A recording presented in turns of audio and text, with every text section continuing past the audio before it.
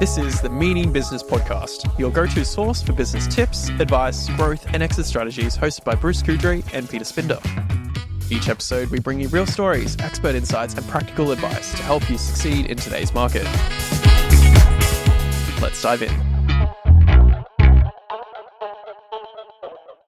Hi, I'm Bruce Coudrey from Benchmark Business Sales, and today we've got a guest all the way from interstate.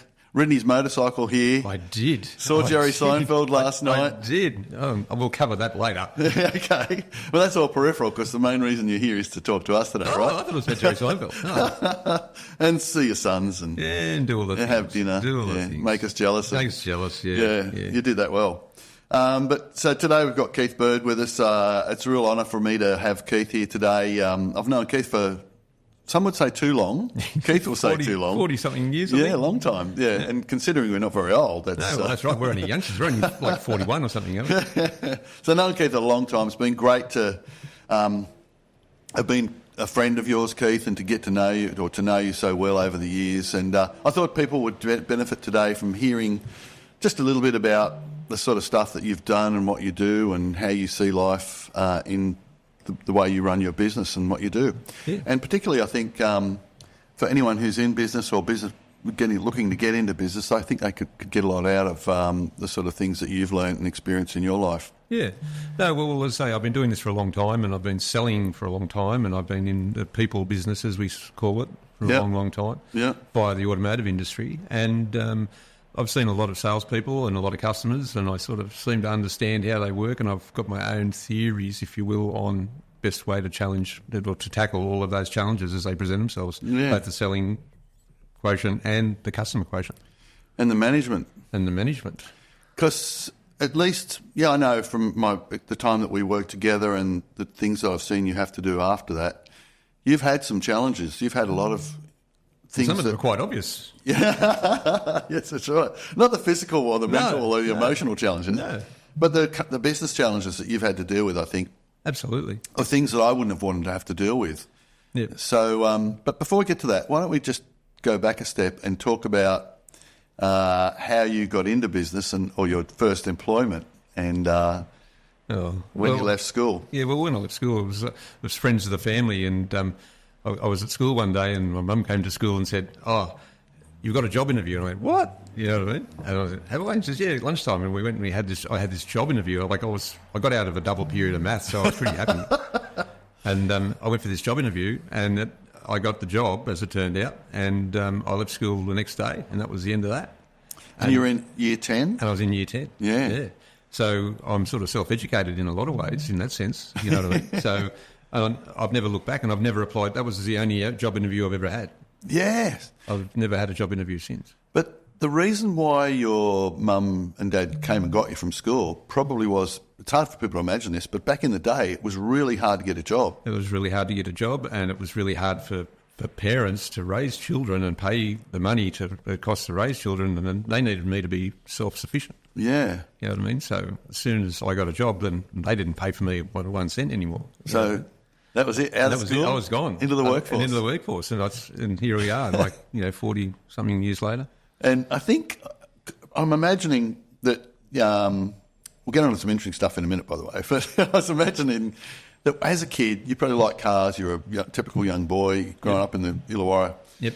And so it was in a car dealerships in the spare parts division, so that probably had some appeal too. Yeah, absolutely. Yeah, well, it was anything with an engine and wheels I've always been interested in. Like, when I used to watch my dad mow the grass, I wanted to control the lawnmower, you know what I mean? Yeah. So if it had engines and wheels, I'm interested. So, and I'm riding a motorbike here today, I'm still, to this day, quite passionate about anything automotive. Yeah. And that's probably something we'll come to later. So one of the things that... so Keith's been very successful in the automotive, everything you've done. And so from that job, you got into spare parts sales and that sort of thing, and then worked in... service stations. Where you inadvertently learnt to do payroll and stock management and run workshops and car detailing. That was pretty much encapsulated everything that I do now. And I like every role within the business that I'm in, I've actually performed at some point. So I've done that job, so I sort of understand it pretty well. So I've been very fortunate in hindsight. At the time, I thought, I've got so many things. They're painful. Yeah. But now I just think, wow, this is great grounding for where I am today. So that is one of those things that I know happens to us a lot, and we're not conscious of it until we look back on it. You know, whatever you're doing at the time feels painful and, you know, difficult, but then you look back and go, now I know how to do that. It was growth, and that's why it is, because it's always growth, right? So, you know, all those things, you know, that I was forced into doing, or forced is probably not the right word, but I had to do because that was part of my role. And then you look back now and you think, it's great because I understand how all that works. I understand how those people feel in that position, and I understand, you know, and when I went into management, I always wanted to be the boss I wanted to work for. Yeah. So because I think, you know, because I was brought up with a draconian, do it this way and, you know, all that stay within the rules. Yeah. And I didn't like it much, you know what I mean? And I thought, well, when I'm in that position, I'm not going to be like that. So, and that's sort of kind of how I've done it to a point. Which we'll probably hopefully talk about shortly. So... But we do want to talk about selling, and I suppose I'm going to start with by asking you, what's the phone for?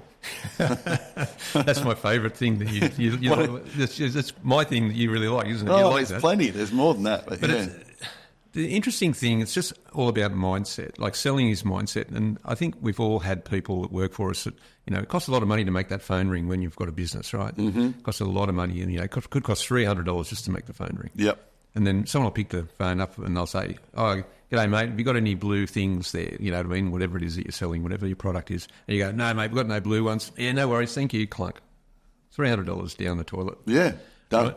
And you think, I've helped the guy, I answered his question. He asked me if we had any of the blue things. You know what I mean? Gave him an honest answer. I gave him an honest answer. Now, that's not really helping anybody. It hasn't helped the customer in any way, and it certainly hasn't helped the business owner, and it hasn't helped the salesperson sell anything. So no one got anything out of that, although he feels like he's done the right thing.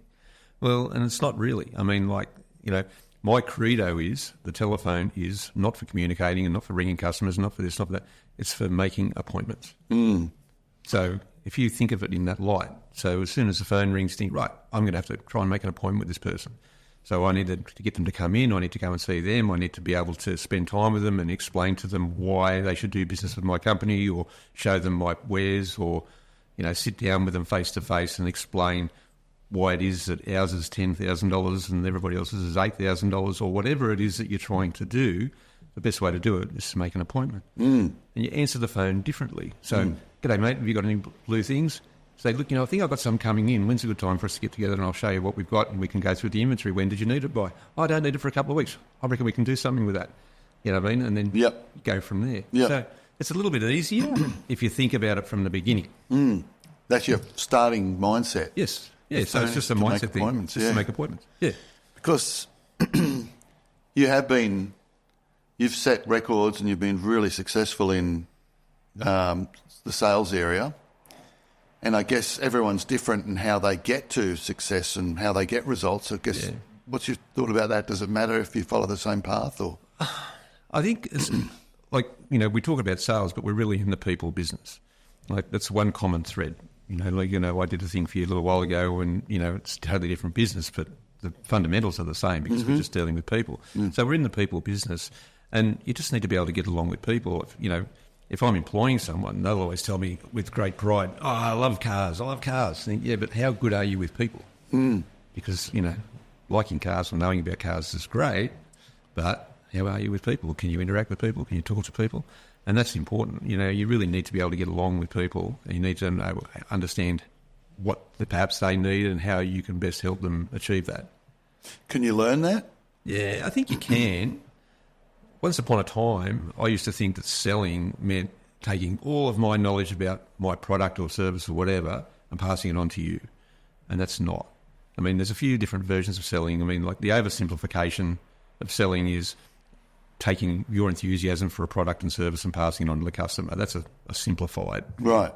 Which is, for the layperson, I think that's great. But if you want to quantify that, so that you can sell it to somebody, you'd say, well, it's where the customer's expectations and the salesperson's skill set meet. So the customer has an expectation here, and if your skill set doesn't meet that and you're not able to answer their questions or provide the information or or package it in a way that suits them, you're never going to make that sale. So it does get really interesting. Yeah. So you said something before about when you started. Do you think that training or motivational speakers or reading books or education is helpful in getting better at that sort of stuff? Or is it just something you learn on the job? Or Well, there's two types of salespeople, but there's three, but then there's two types of people, so it gets confusing. Okay, I'll try and stick with you here. So there's two types of salespeople, but there's three. What I mean by that is there's salespeople that people buy from, and there's salespeople that can actually sell something. Uh-huh. So if you go in looking for that blue thing, let's call it a car. Right? Yeah. If you go in looking for a blue car, someone will let you buy that blue car, right? And that's sort of easy, sort of. So they're like an order taker. An order taker to a point. Yep. But you're happy to do that as the customer because you like that guy and he's really you good like or the girl blue or car. whoever. Yeah. You like the car and that's what you're there for. But if I say, well, I don't have any blue ones here today, Bruce, but there's, a red one over in the corner here, and if you want a great deal, because there's two ways to buy a car, you either buy the car you want or the deal you want. And who doesn't want a great deal, right? And then you might look at that, and a salesperson will get you to buy the red car. Gotcha. Right? Yeah. But we need both of those sort of people. Yeah. But the third salesperson, which there is only two, but the third one is the person that's able to do both of those things. Yeah, right. Let the buyers buy and be able to sell to the people that need to be sold to, and to identify those people, and that is the skill. And there's not many of those people. Is that something you learn? I think you can learn it, but I think you learn it. You don't really go to a school to learn it, but I think you learn it through life. Like for me, when I went to school, you had all the grades, like you had A, B, C school, That's and right. I was in the A grades, right? But the kids in A grades were pretty boring, and and I wasn't terribly studious or anything, and I liked all the kids in the lower grades. Yeah, they were more fun. So I had to learn how to get along with both those groups. So in class, I had to be with all the other kids, and everyone's do everything just so, and then in playtime, I'd go out and with all the kids that would be down the back of the shed smoking and whatever. What I mean? I liked all those kids. Yeah. So you sort of learn how to deal with both sorts of people. And it was interesting. But you've got to want to learn, right? If you don't really need you it or don't want realise to. you're learning sometimes. Yeah. You're actually just going through and you think, wow, I know how to do that. And then you don't, until you've put into that situation, you don't know how that's going to work for you. So it is interesting. But to answer your question about motivational speakers and that, I think it depends. You've got two kinds of staff. You've got someone who's there because it's a job, or someone who's there because it's a career. And I think the career person will find all that stuff really motivating and really interesting. But someone that's just there, I need a job. Oh, there's a job in the paper. Oh, I'm going to go and get that job, and and you give them that job.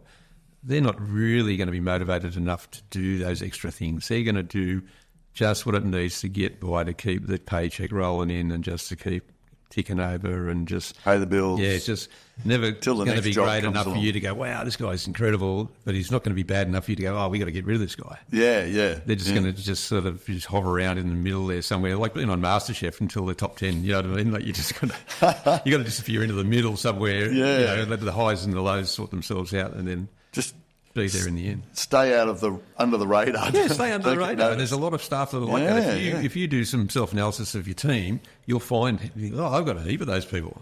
Do you find that that's the case where you've worked? Yeah, well, I think so. I mean, like no one in the motor industry, no one's leaving school and says, oh, I want to join the motor industry. You know what I mean? I want to be hated.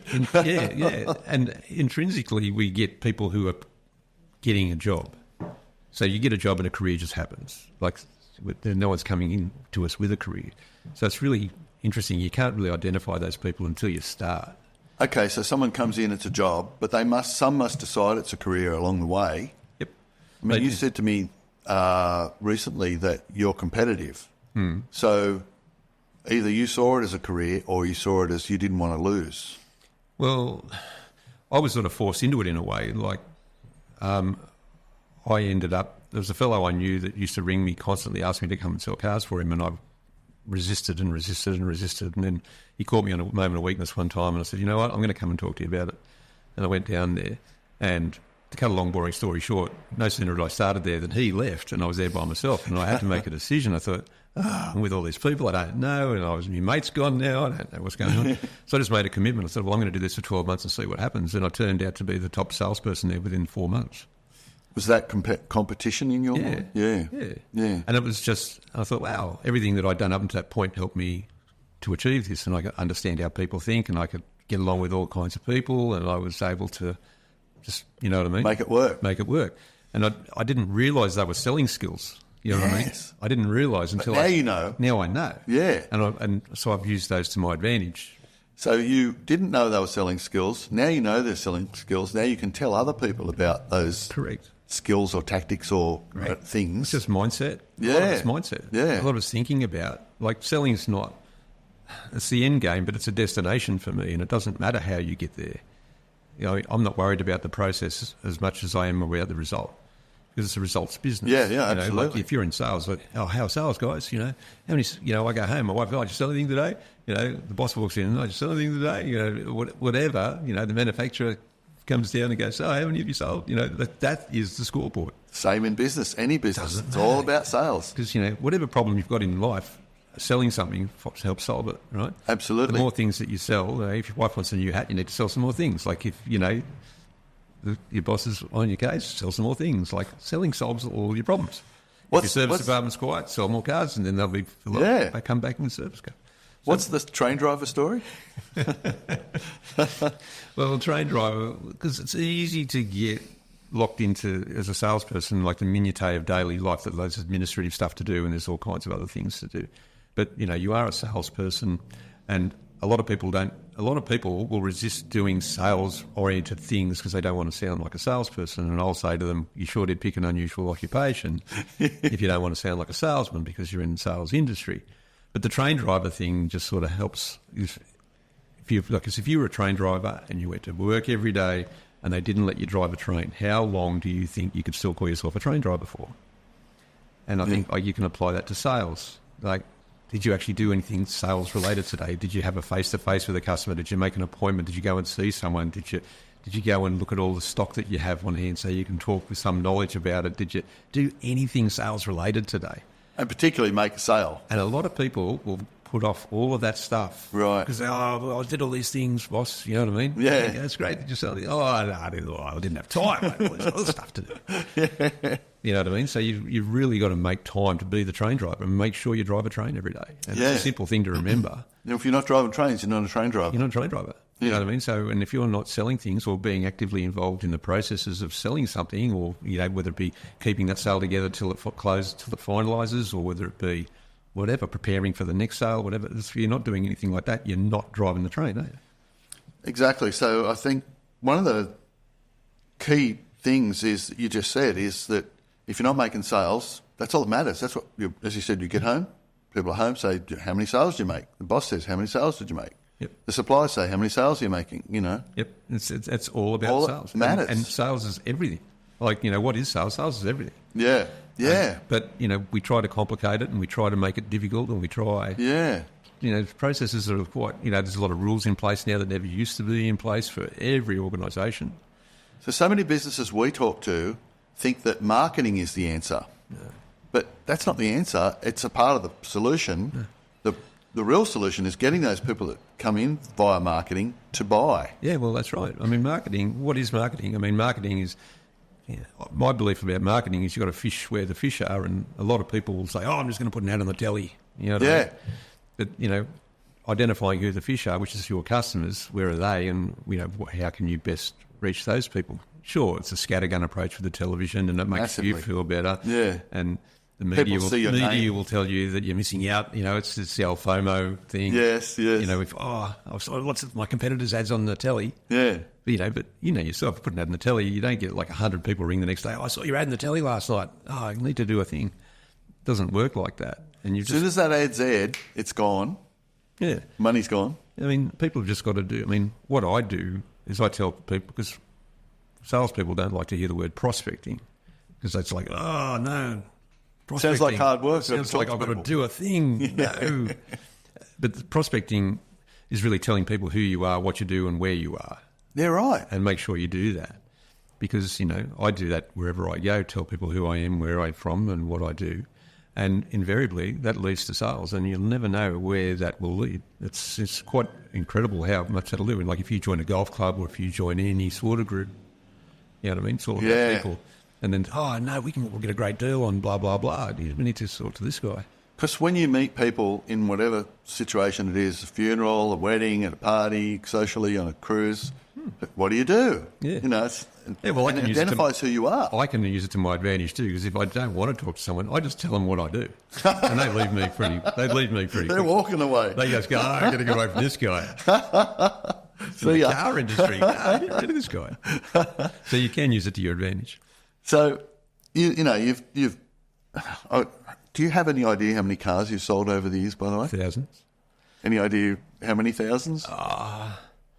Well, I'm not trying to. Well, as it stands, I don't try to sell cars anymore. But I sold over 100 cars last year, not trying to sell cars. Yeah. And that's just from repeat and referral business. But I think you could claim that the people that work with you are sales, therefore they're your sales. Yeah, I know. But it's just, literally thousands and thousands. Yeah, so, what we used to do back in the day, even the Holdens, we used to do over 100 cars a month. Yeah. It was just incredible, you know what I mean? And now we don't sell Holdens. No, they've disappeared. We've still got a luxury car tax to protect the local manufacturing industries, though. I know, right? That didn't work. How that's working for us. Yeah.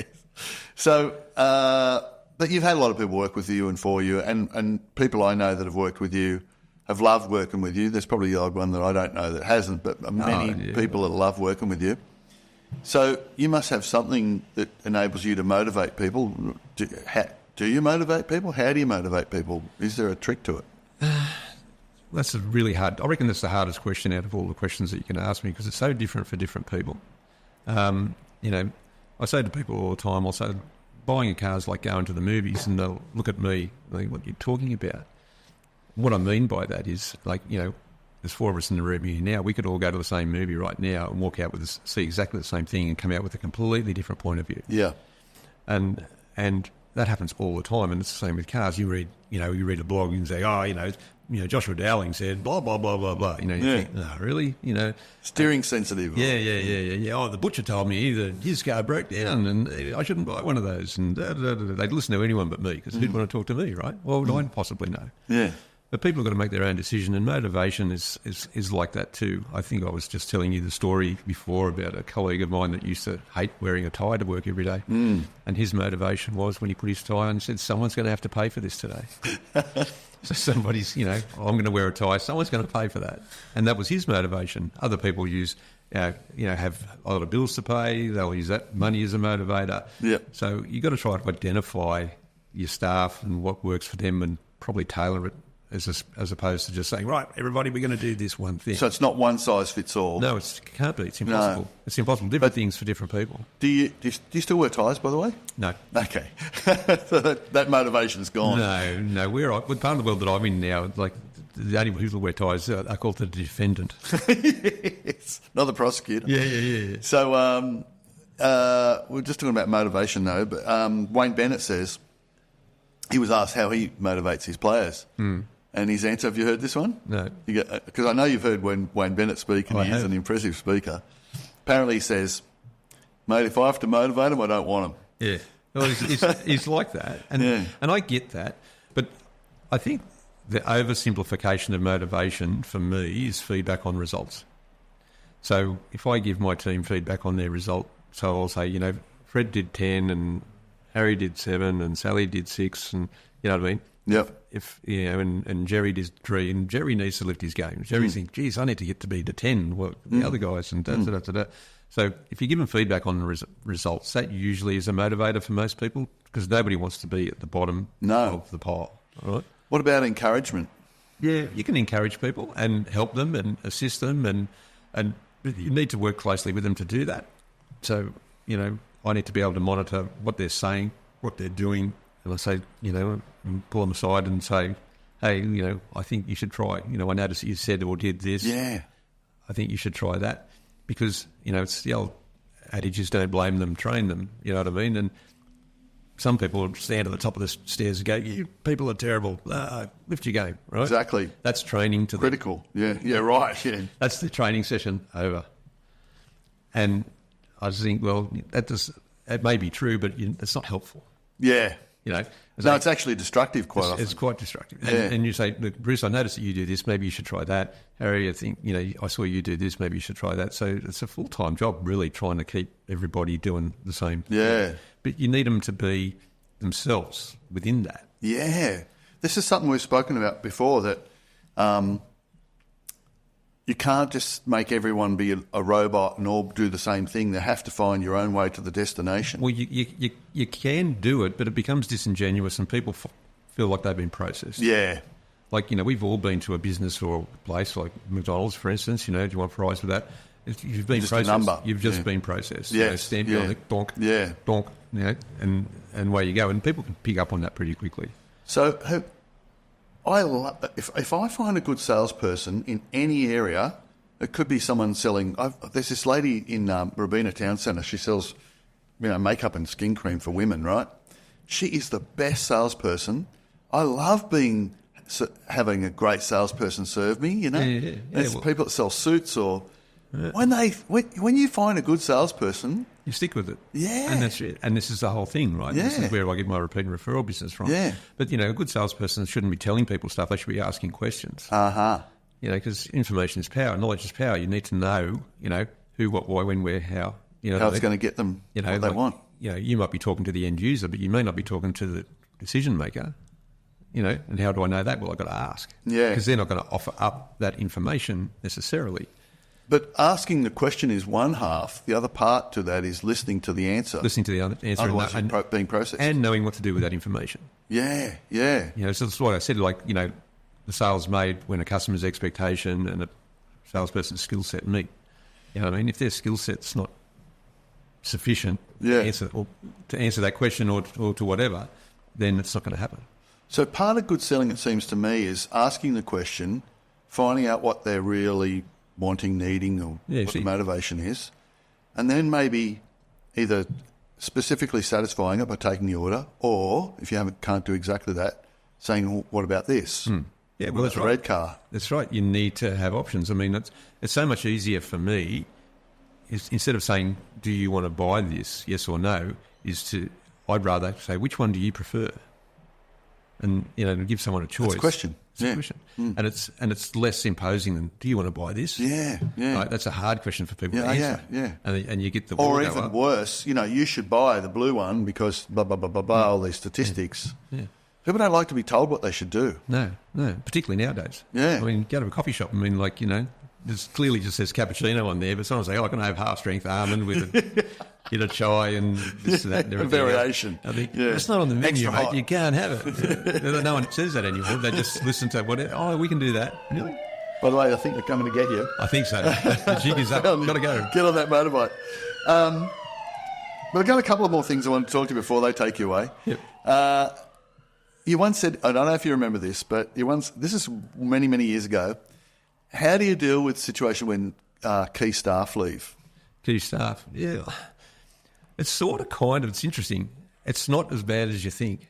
It never is as bad as you think. I've been in a situation where I've lost my best salesperson many times, and you think, what are we going to do? You know what? You seem to get through it. It's not as bad as you think. Yeah. And a lot of people worry about that.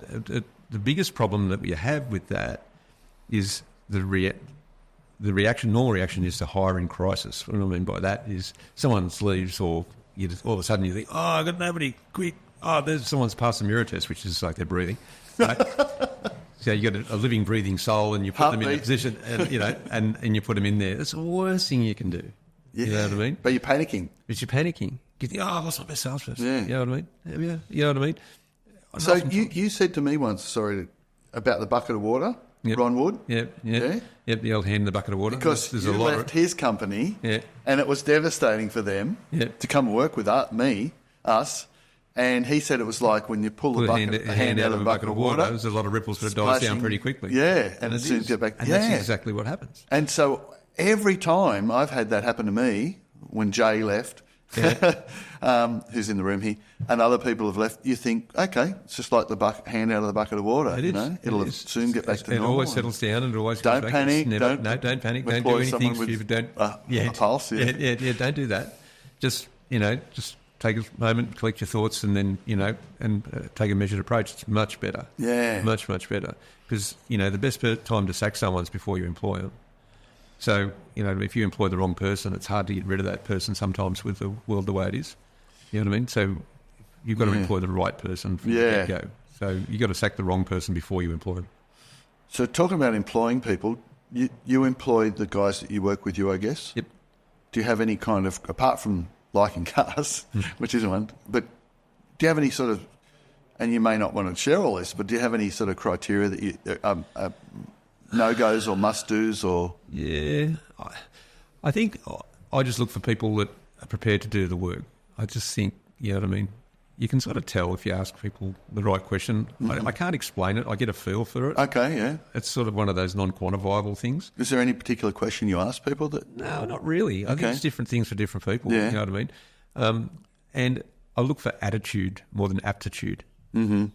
I sort of try and get a feel for their attitude towards things because... I can teach you how to do something, but I can't teach you a good attitude. So on that, does it matter? Would you rather teach an old dog new tricks or would you get someone who clean? In other words, an experienced salesperson comes on board or would you rather get someone with no experience that you can train or no preference? I'd rather somebody with a little bit of experience, but not a lot. Because, you can... You've probably got people like this. They've been in the industry for 20 years, but they've got 1 year's experience. Yeah. What I mean by that is whatever they learned in the first year, they've shut the gate. That's it. We're done. I'm out. Right, and that's all they've just learned enough to get by, and they're not interested. Going to seminars and doing bits and pieces and self-help books and learning and watching other people and because success leaves clues and blah blah blah blah blah. Yep. Those people are just going to do the bare minimum. Yeah. We all have those people. And that's the problem you get. When I first started where I am now, I know we're running out of time, but... No, we're good. When I started where I am now, every single salesperson there left within 6 months. Because of you? Because of me. But not because I was trying to do... I just was trying to suggest to them that perhaps they should consider making some changes. They just weren't prepared to make those changes. I didn't lay anybody off. They took themselves out of the game. Yeah. And I replaced those people in my situation with locals, which I thought was probably the thing, which seemed to be a good thing. Yeah. Because where we are in the town that we're in, locals, they're just the lifeblood of the whole town. And you say, I know your uncle, I used to play footy with your auntie, blah, blah, blah, and all that sort of thing. Really, it's a big head start. Really, yeah. Yeah, it's a really big head start. You know what I mean? Interesting. Because you get over that first base and, because if you're going to the car yard, as you know, what do you say to people? Just looking, you know what I mean? Yes, that's right. I don't want to be... You don't do that at a restaurant, right? I just want to come and look at your food. Yeah. Can you show me some food, please? You don't do it anywhere else. That looks delicious. Yeah, it looks fantastic. I just got to go now and check with the wife and I'll come back to you. It doesn't work like that in most other industries. But so having a local there really, really helps. So, I've got locals and that seems to have been the key ingredient for me. So there's so many little things I want to talk to you about, but we've got a few more minutes. So what does closing a sale mean to you? I wanted to talk about closing because in sales, everyone talks about closing. You've got to close the sale, How do you close people? Well, it's interesting, isn't it? It's not like I used to think it was. Yeah. Closing the sale now means to me that I've solved their problem.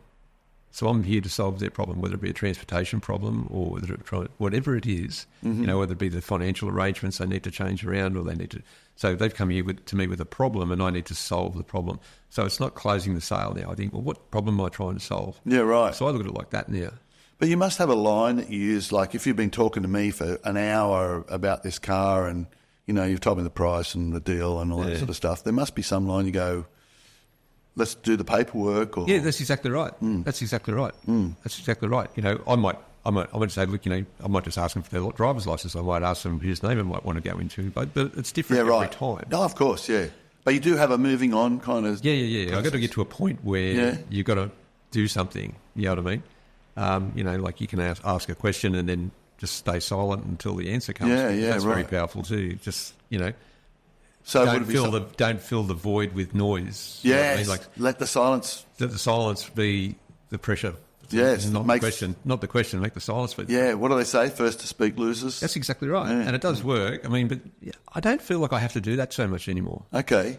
Do you ever have to say with does that repeat make and referral sense, business that I get nowadays? Yeah, that's it's different. a lot different. Yeah, but for people out on the street, it sort of answers itself. Repeat and referral has its own challenges because, especially referral, if someone's referred someone to you, you don't want to let yourself down or the person that's referred that client to you. You want to be referred because I will guarantee that I will sell you that car. And so you'll get the best deal ever because otherwise you're making that person that referred you look silly. Yeah, yeah. If I just go, oh, mate, that's a crazy deal, I'm not doing that. Yeah, that's not good. That's not good for that person. You've convinced them to refer people and now, you know what I mean? But does it always come down to the deal in your business? I mean, how can you compete? There's always going to be someone cheaper. Of course there is. Yeah. But, people will pay slightly less than the value they perceive. So, my challenge is to make sure that we show people and demonstrate and explain to people why the cost is what it is and make sure that the value proposition stacks up. Yeah. If I just point over there, that one over in the corner there's $80,000 or whatever it is, that's one thing. But, if I can show you that it's got $90,000 worth of stuff in it, then perhaps I'll pay 80. Yeah. That's what you try and do. That's what you try and do. Okay. You've just got to build value. I mean, and that's the secret to everything. You've just got to build value when somebody else is there. And you can't do that over the phone. You've got to make that appointment. There's all this dovetails in, right? Yeah, yeah. And then you've got to understand whether that person wants to buy or whether they need to be sold to. And then you've got to be able to fulfill their needs. And then you've got it. So it all adds up to a thing. And it's not that easy, you know what I mean? But you just got to think about, I've got to get to that point down the road, the sale or the close or whatever it is you want to call it. Yeah. And it doesn't really matter how I get there, whether I talk about the footy for 3 hours. Yeah, as long as you get there. As long as you get there. But if you let someone come and talk to you all that stuff about that stuff and then they leave, there's probably a pretty good chance that they will not come back. Well, I tell my people there's only two things we can assume, that they're there to buy something and that when they leave you'll never see them again. So they're the only two assumptions you're allowed to make. So you've got to make sure then that when you do deal with them, that you've covered all your bases as best you can and given yourself and the customer as much opportunity as you can to make that purchase. So, you've got to do everything that you can to make sure that you've given them the information. Like a lot of places won't give them information because they go, they're going to take my info and they're going to go and shove it around. Well, then so be it if that's the case. You need to be more confident in your own ability because they can't make a decision if you don't give them that information. Yeah. How can you make a decision if I don't give you any information? And if you try and hold it back from them, they're going to think something's wrong. And they think, wrong. Oh, that's not right. Right? Going to feel bad. It becomes a self-fulfilling prophecy. Yeah. Think, I didn't tell them, but she'll be right. No, well, she won't be right. You know what I mean? Because they're going to find someone that will give them the information and then they'll just buy that thing off them. Yeah, and you've lost it. And then you've lost it. So it's tricky. I mean, you can't learn that like in one day. It takes a long time. So to wrap this up, it's been good. There's still so many things I wanted to talk to you about. To wrap it up, has there been any experience in your selling career that's been really powerful or had an impact on the way you do things? Or I think it was like when I think the realisation, it's really the realisation that selling isn't me telling you everything I know. That's probably the most powerful thing that I learned. Because that's what you want to do. You think, I've got stuff in my head, I need to tell you now. I haven't finished talking yet, I want to tell you about this. And it's easy to do because you think that selling is that. That's what, if you read it in a book or something, it might tell you that. And it's not. It's finding out what the customer needs to know. Like somebody might just need to know if their golf clubs will fit in the boot. Yeah. You know what I mean? If I'm talking to them about, fuel economy and turning circle, I don't care about that. I just need to know, does my golf clubs fit in the boot? A good question for me to ask would be, what do you like about the car you got now? And they say, I love the boot. So, you're going to love this car. Come and have a look at this. You know what I mean? And you know what I mean? Away you go. And it's just stuff like that. Yeah. It's a powerful thing once you understand that, what you've got to do. You've got to find out and you've got to ask questions. That's what you've got to do. So, talking about powerful things, Keith's developed a whole stack of little one-liners, points. You just mentioned, there's 2 assumptions you've got to make for your people. 1, they're there to buy something, and 2, if they leave, you won't see them again. Keith's got hundreds of that sort of thing. I do. It's going to be in my book. Yeah, okay, well, that's going to be a good book. So we might put some links in the show notes here about some of the things that Keith does and how you can contact Keith if you want to have a chat to him or find out more about his pearls of wisdom. Absolutely. So thanks, Keith. Thanks for making the trip here especially and fitting Jerry Seinfeld in along the way. That's all right. Yeah, well, it just sort of dovetailed in nicely. Like, I really just came here to see you, and, Jerry's here. I might go and see Jerry too. Well, exactly. Yeah. So I really appreciate you coming in today, and thanks a lot for that. I appreciate your time. Thank you.